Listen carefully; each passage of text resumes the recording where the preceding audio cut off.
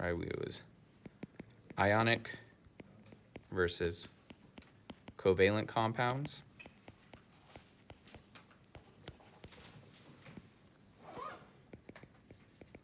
And we talked about kind of the naming or just determining, how do you distinguish between the two? So what is an ionic compound? Sparse in here, Dan. Is it week 7? Right. How do we know if a compound's ionic? Based off of its bonding nature.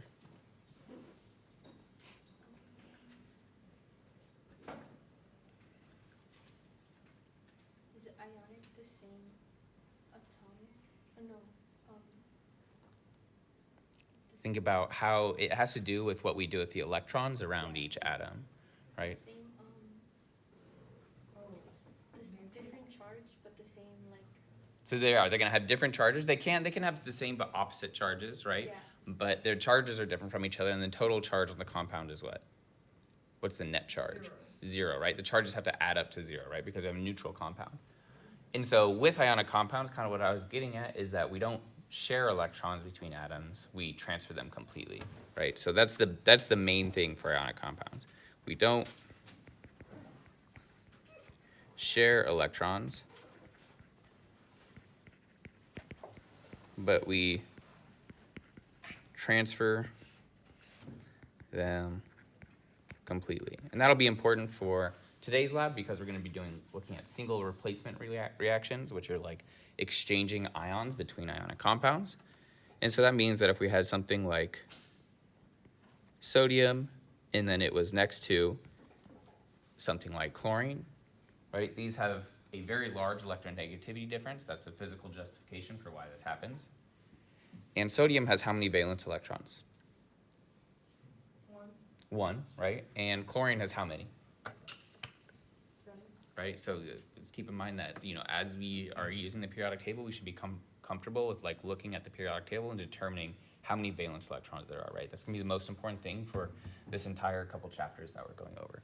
So we have 1 on sodium and we have 7 on chlorine, right? And these are what are called Lewis symbols. We'll talk about how we get these today. And what happens is because sodium is a metal, right? It's not a very electronegative element.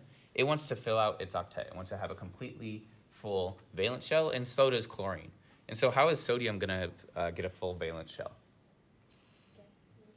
It's going to get rid of its 1 electron, right? Because then it loses its 1 electron and becomes like neon in the previous period, right? It becomes like that noble gas. Chlorine, on the other hand, how is that going to get a full octet?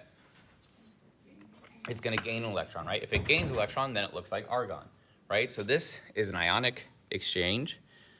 So sodium is going to donate or transfer its electron to chlorine because it's happy to do so.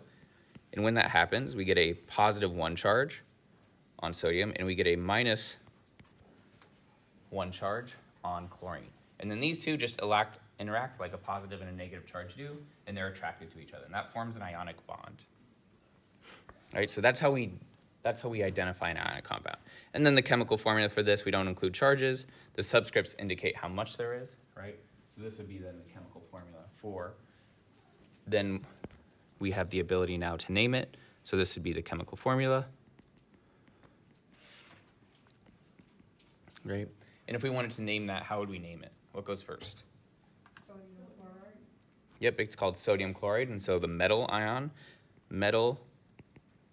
or the positively charged ion, which what do we call positively charged ions? Cations, right? Cats make your professor happy, and so they're positive. The cation first, and then the negative, the nonmetal / anion second, and we get sodium chloride. All right, and we don't have to indicate the charges in ionic compound or how much there are in the name unless it's a type 2 cation. And why don't we have to indicate how much there is? There's no prefixes or anything in ionic compounds. Earlier when you asked about the valence electrons, Mm-hmm. I said chloride had 7. Yeah. But aren't we paying attention to charges right now and not the valence? Yeah, the reason that I showed the valence electrons here is because the valence electrons actually tell you what the charge is gonna be on the compound, right? Because it's easier for sodium to lose one electron than it is for it to gain 7, have a full valence shell, Okay, right? So that's the justification for why it has a positive 1 charge, right? That's its preferred oxidation state. But really, when sodium is just out in the world, right, it's neutral until it encounters an ion, or a chlorine atom that wants to take that electron, okay. right? Good question. Okay, so we are considering the charges when we name it, right? But the reason that it has those charges is because of the structure of the electrons in the atom. Remember, the structure of the electrons in the atom give it its personality, right? The protons give it the identity, the structure of the electrons gives it its personality and how it reacts with other things. Right, so we put the metal first, or the cation first, followed by the anion. And what do we do with the anion? Oh, right. Wait, this is weird.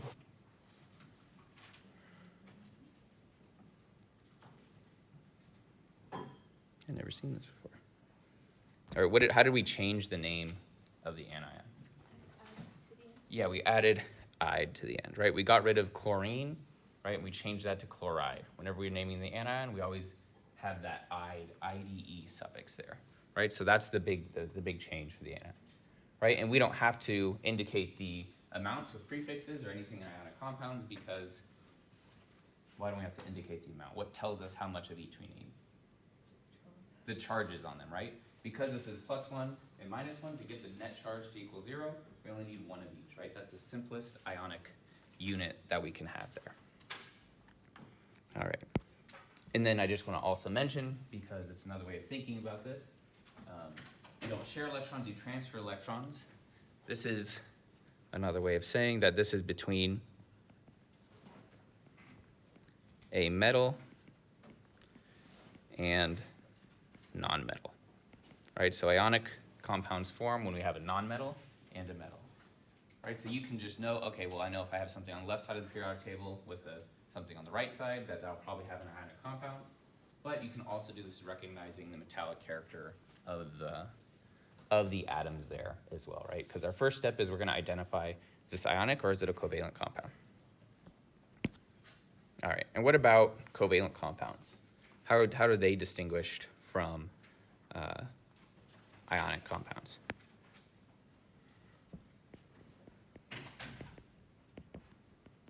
Electrons are shared. Yep, that's right. So there's another way of saying this is also it's going to be between two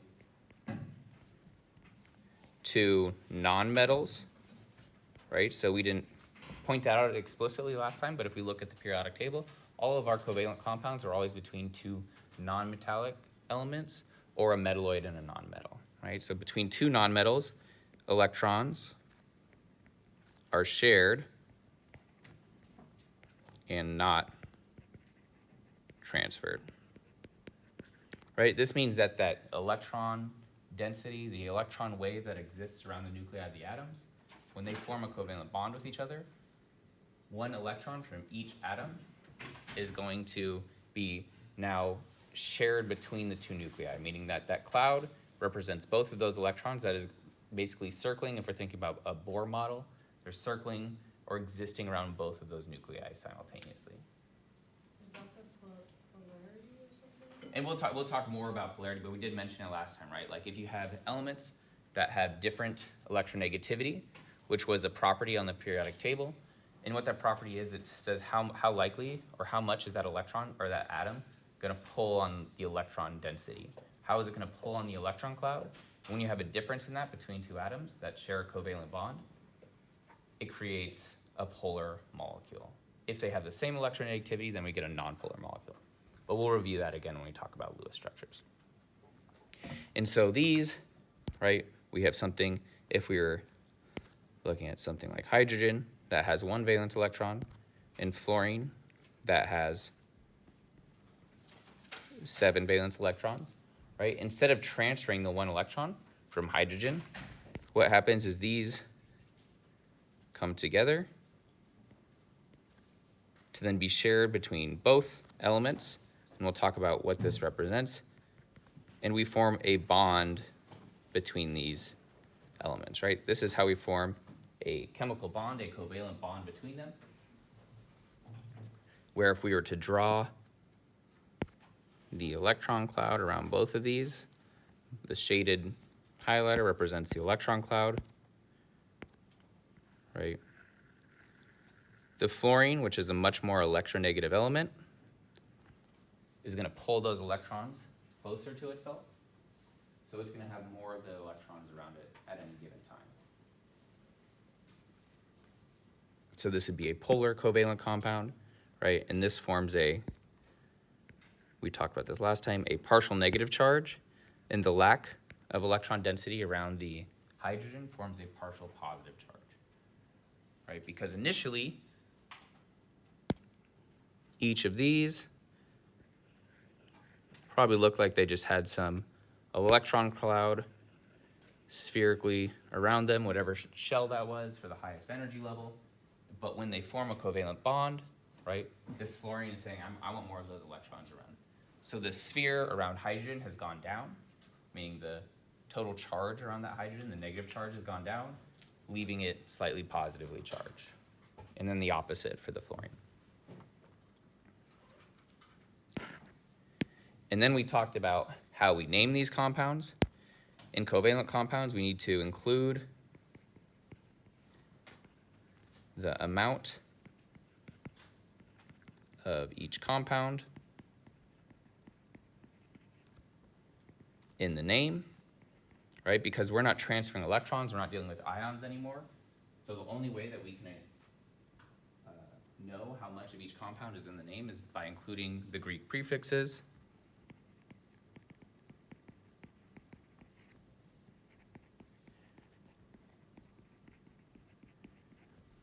And then there were some certain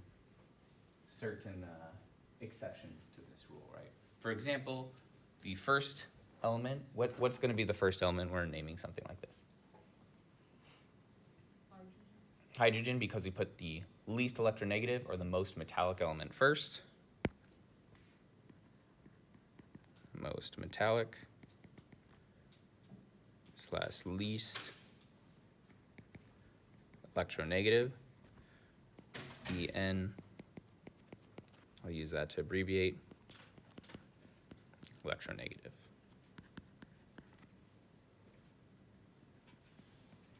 First, so this would be hydrogen. We don't include the prefix mono on hydrogen because the first element doesn't include the prefix mono. In general, you're not going to see prefix on hydrogen that often because usually it goes first. There are some cases where you would see that. And then we also don't put prefixes on the halogens, or we don't put the prefix mono on the halogen as well. So then the second, least metallic / most electronegative element goes second, and we again replace the ending of the compound with what? Or the element with what? Ide, right? So we put, this would be fluoride, and we add the ending ide there. So this would be hydrogen fluoride. And again, we don't see the mono prefix on the halogens or hydrogen or on the first element. Right, so this was how we named our covalent compounds. And today we're going to get into then how do we draw or represent these compounds using something called Lewis structures, which you've kind of seen a little bit when I showed the valence electrons up there. All right, so any questions on naming covalent compounds or ionic compounds?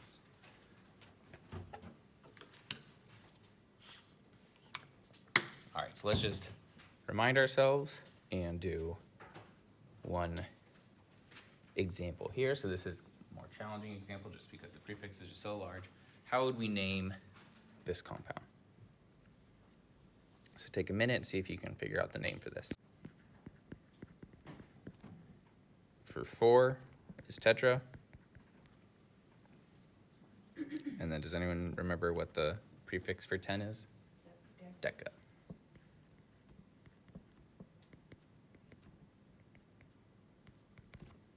Those are the two prefixes you'll have to use here. Go first here.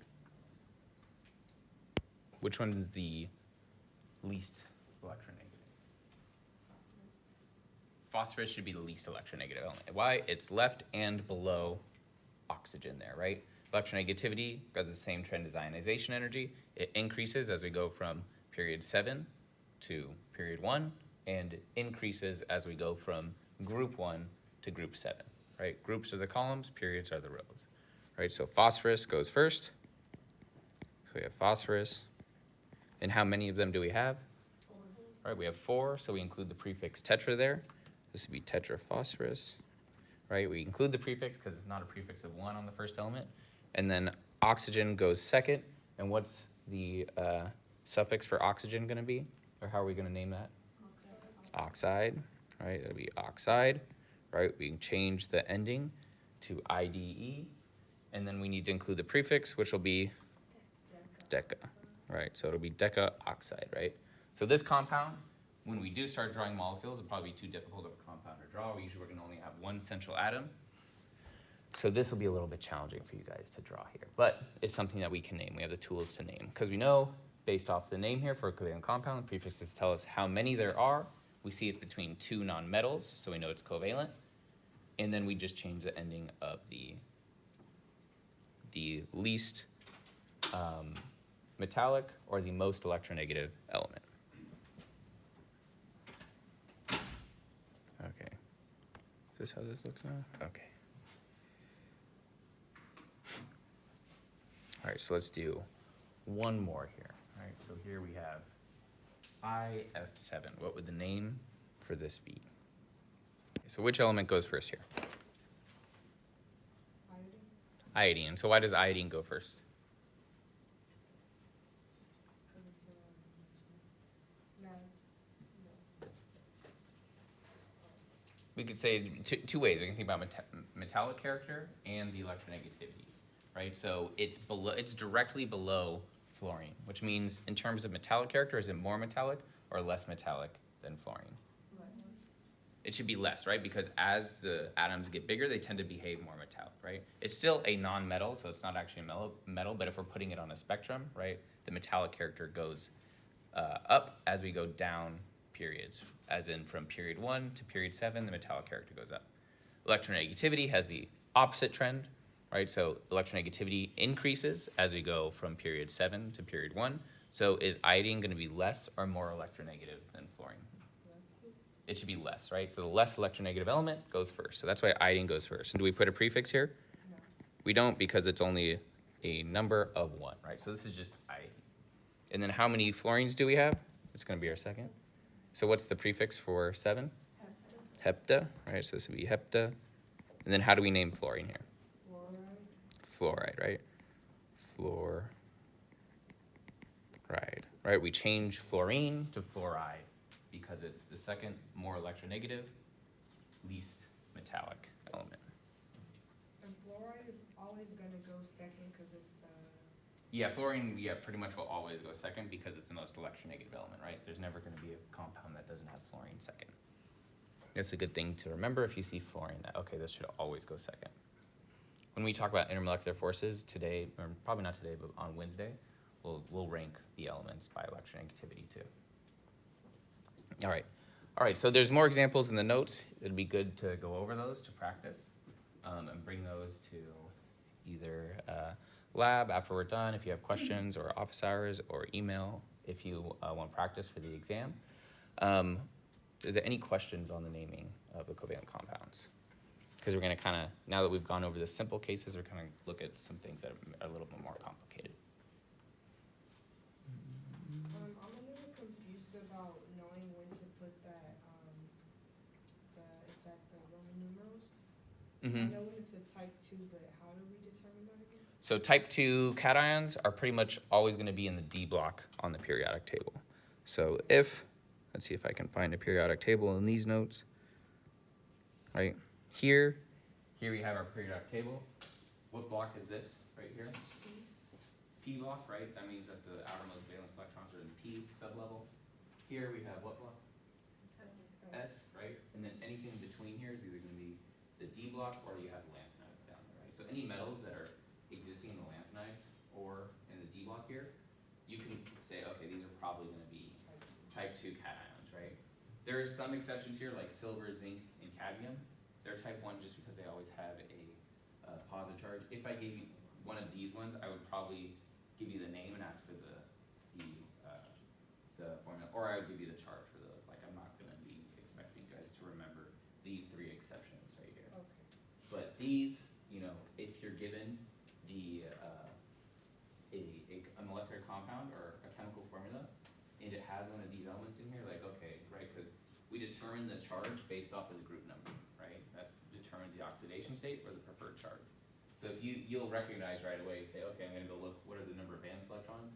And somewhere in this block, I'm gonna go, okay, how do I determine the charge from this, right? It'll kind of make you second guess what you're doing right away.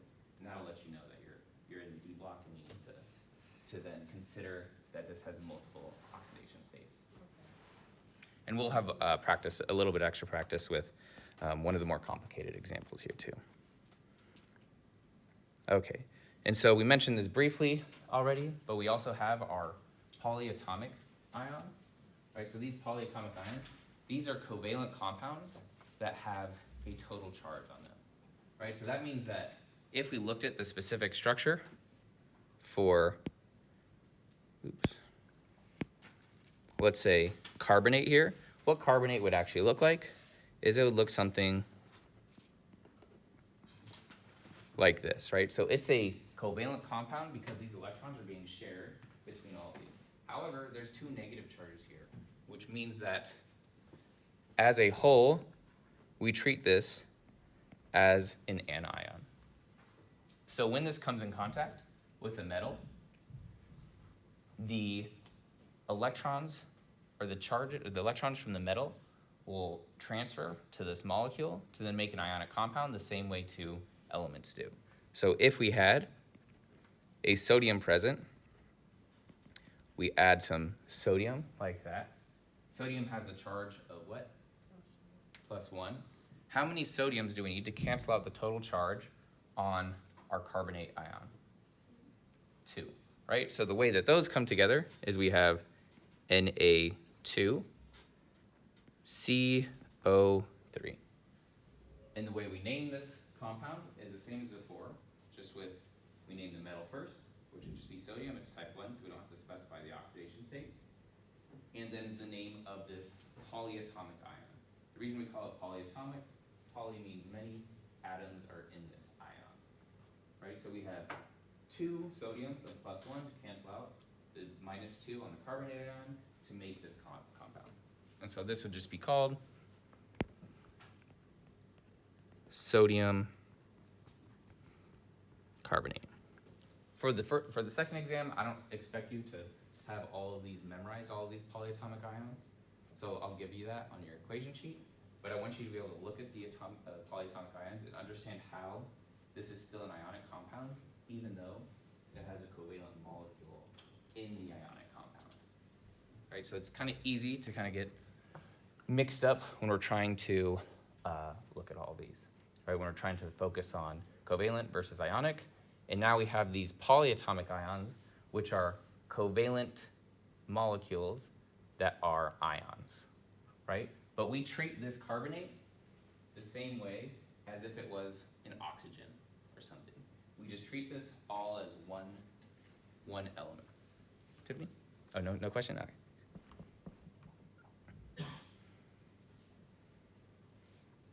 Okay, so let's look at these 2 examples here, right? So here we have 2 different polyatomic ions in these ionic compounds, right? We have our metal, and then in this case we have 2, are these gonna be positive or negative ionic compounds? Anions, these polyatomics. They're gonna be negatively charged, right? Our polyatomic ions here are anions. There's only one positive or cation polyatomic ion, which is ammonium there, right? That's the only one with a positive charge on it, right? So nitrate is NO3 minus, it has a charge of -1. What does potassium have a charge of? +1. So it'd just be K plus. So what would be the chemical formula for potassium nitrate? KNO3. It should just be KNO3, right? KNO3. We don't write the charges in our chemical formula because the total charge on our compound should be, what should be the total charge on our molecule here? 0, right? We want a net charge of 0. Okay. And so what about calcium hydroxide? What's the charge on calcium? Is it a type 1 or type 2? Type 2. I mean, Can you tell the number of valence electrons for calcium? 2. Yep. So that tells you that it's going to be type 1, right? If you're in the D block, you'd say, wait, how many valence electrons are there? Because you're in the middle of the D block, it's hard to tell, right? Calcium is in group 2, right, on the periodic table in the S block, which tells you that it's probably, its oxidation state is going to be +2 there, right? So this is Ca2+ is its preferred oxidation state. Hydroxide, if we look here, what's the charge on a hydroxide ion? -1, right? So this will be OH minus. So how do we balance these so that the net charge is going to be 0? Subscripts, right? And so subscripts are a little different when we have polyatomic ions because a subscript here would tell us that we have 2 hydrogens and then it doesn't tell us anything about, it wouldn't change the number of oxygens. So the way we treat polyatomic ions when there's going to be more than one of them is we put a parenthesis around the entire polyatomic ion. And then we can use our usual crisscross rule and just check to make sure everything's simplified, right? So this will put the subscript in front of the parentheses there. And then with the anion, we have a -1. So we use that as a subscript for calcium. So what should our chemical formula for this compound be? Ca, because we only have one of them, right? Parentheses, OH, and what goes outside? 2. Right? That means that we have 2 hydroxide polyatomic ions, right? This is a covalent compound that has a negative charge to cancel out the charge on the +2 calcium. Right? So like I said, it's easy to kind of get mixed up here, right? Because if we have this subscript, for example, this is saying there's 3 oxygens in this polyatomic ion. Here, because we have the parentheses, that's saying that we have 2 of these entire polyatomic ions. Right, so it's important to keep track of our subscripts and our parentheses and what they mean here.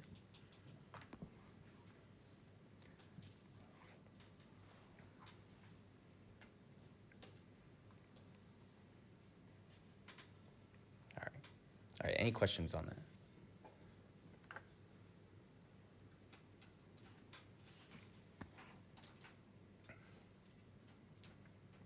Okay, so what about ammonium acetate? Ammonium is NH4 plus, and acetate was C2H3O2 minus, right? So this is a relatively complicated polyatomic ion because it has 7 different atoms in that ion. And then we have sodium sulfate, which is Na plus. Actually, I'll let you guys remember what the charge on sodium is. And then sulfate, I believe, is 2 minus. SO4, 2 minus. All right, so see if you can come up with the chemical formulas for both of these polyatomic ions. Here, we have 2 polyatomic ions in one molecule, one ionic compound. And here, we only have 1 polyatomic ion.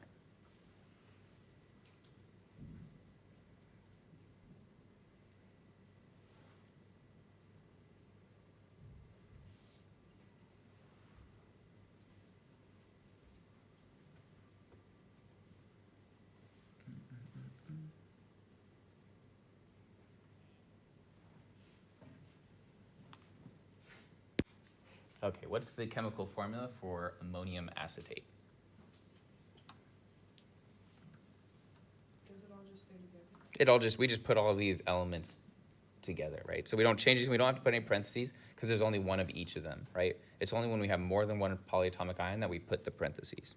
So that means it becomes NH4, C2, H3, O2, right? And this is an ionic compound because we're dealing with two molecules that have a charge, right? And they come together so that the total charge becomes what? Zero, right? We have a -1 charge on acetate, a +1 charge on ammonium. So one of each cancels out, and then we get a net charge of 0, which is what we want. All right, what about sodium sulfate? What's the chemical formula for that gonna be? Is it Na2? Na2, because sodium is a +1 charge, right? How do we know that? Yep, it's on the left side of the periodic table, so it's a type 1 cation, and it's in group what? 1, and group 1 elements like to form +1 charges. That's their preferred oxidation state. So we have 2 sodiums. We don't put parentheses here because it's not a polyatomic ion. Parentheses only go for the polyatomic ions. And then what about sulfate? What comes after that? SO4, we only have one of them, so we don't have any parentheses. And now we have a -2 charge from the sulfate, 2 +1 charges, so the net charge is 0, right? Okay.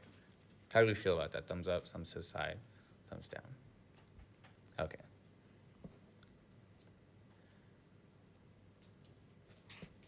Let's see if we have an example that mixes a type 2.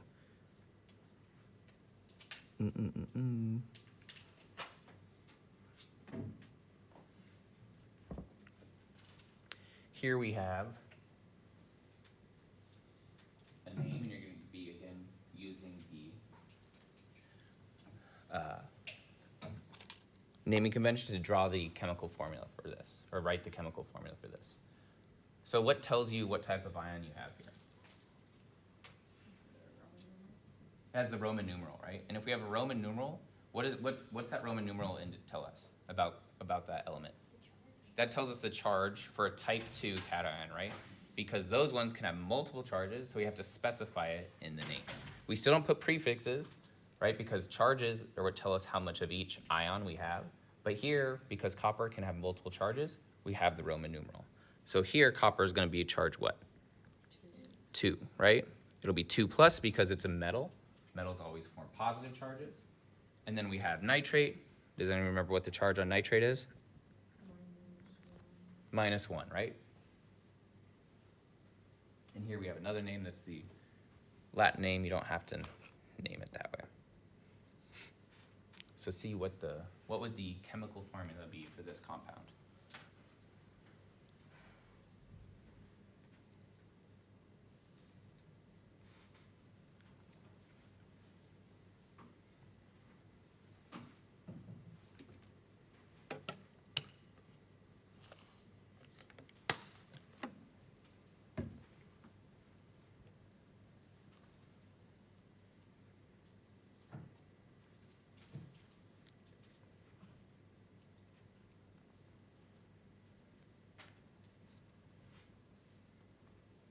Are you just gonna put, parentheses around the nitrate and then subscript it to? Yep, we need to put parentheses around the nitrate because there's going to be more than one nitrate here. How do I know? Well, if we use the crisscross rule, right, where we take the value of the charge on the opposite ion, we put that outside here, that's bringing a 2 down. That means that we're going to need 2 of our polyatomic ion. Whenever we need more than one, that's when we need to include parentheses. And then for nitrate, we only have a charge of 1, so that becomes a subscript for copper, right? So there's no subscript there because we don't write the number 1. So this becomes Cu, parentheses, because I know we need 2 nitrates, NO3, 2. Right, this would be the chemical formula for copper 2 nitrate or cupric nitrate.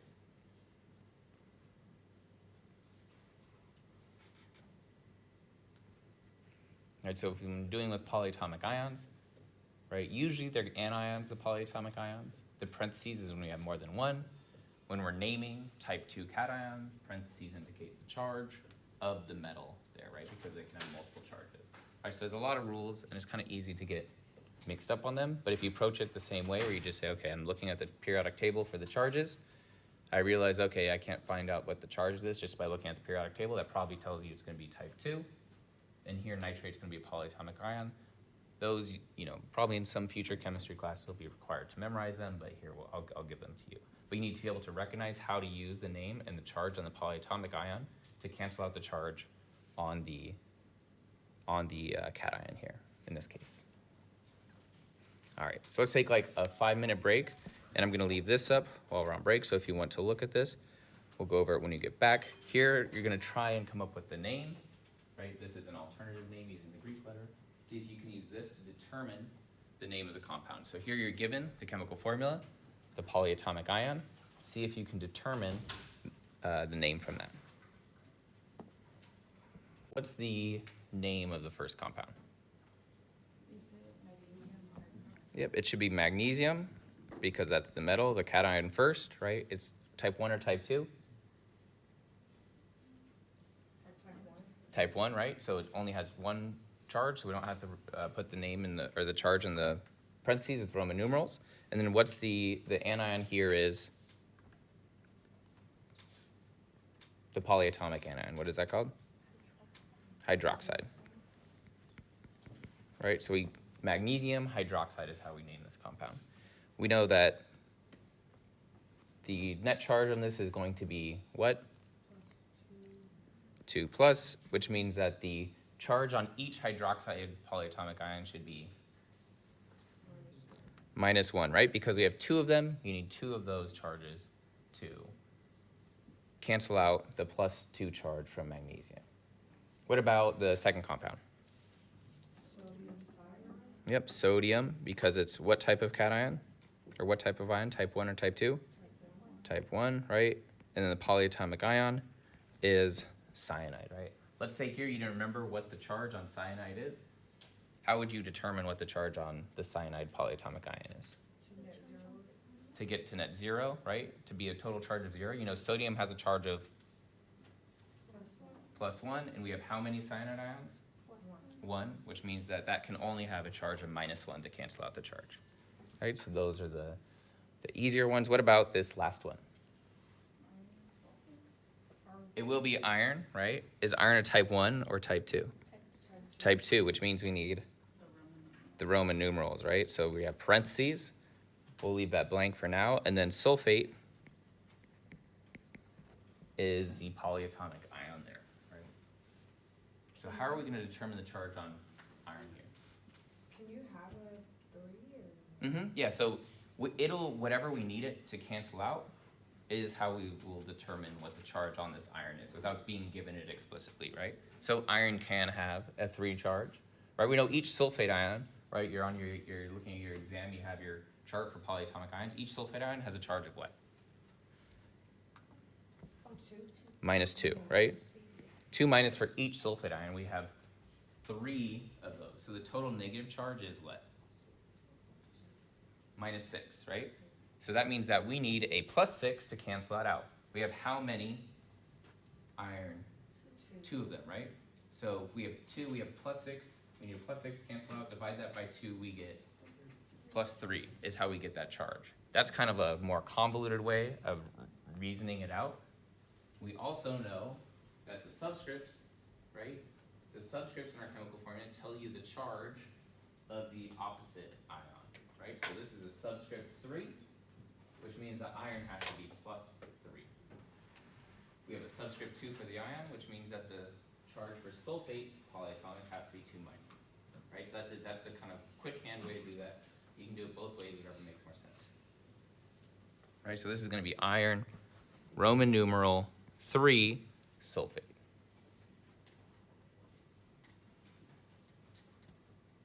So whenever we're dealing with the type 2 ions, those are usually the ones that are kind of harder. We have to think a little bit more about what the charge is going to be on those and how they have to cancel out to get a net charge of 0, right? That's still the most important thing, is that the net charge is equal to 0. Okay, any questions on this?